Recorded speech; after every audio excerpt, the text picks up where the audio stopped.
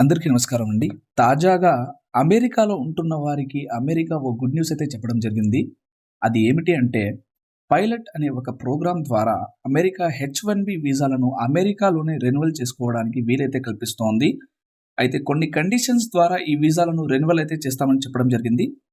ఆ కండిషన్స్ ఏవో మనం ఈ వీడియో ద్వారా తెలుసుకుందాం. అంతకన్నా ముందు ప్రతి ఒక్కరు మన ఛానల్‌ను సబ్స్క్రైబ్ చేసుకోండి. ప్రభుత్వం నుంచి వచ్చే ఏ చిన్న అప్డేట్ అయినా మీకు అందరికన్నా ముందు తెలియజేస్తాను. H-1B వీసాలను అమెరికాలోనే రెన్యువల్ చేసుకోవడానికి సంబంధించిన పైలట్ ప్రోగ్రాం విధి విధానాలను అగ్రరాజ్యం తాజాగా ప్రకటించింది.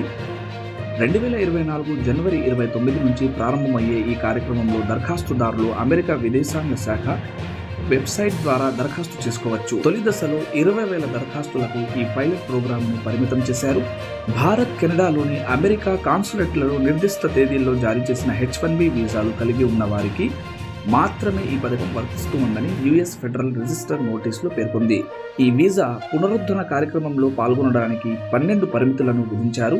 2020 జనవరి 1వ తేదీ నుంచి 2023 ఏప్రిల్ 1వ తేదీ వరకు కెనడా జారీ చేసిన వీసాలు, 2021 ఫిబ్రవరి 1 నుంచి 2021 సెప్టెంబర్ 30వ తేదీ వరకు భారత్ జారీ చేసిన H-1B వీసాలను మాత్రమే రెన్యువల్ చేసుకోవడానికి అవకాశం ఉంటుంది.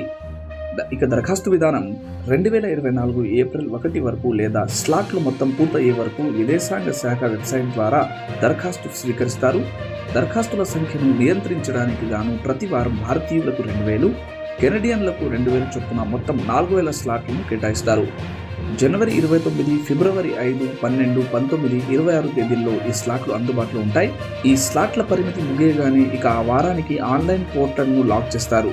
కాగా ఆమోదం లభించిన గడువు తీరని H-1B పిటిషన్ను దరఖాస్తుదారులు కలిగి ఉండడం తప్పనిసరి.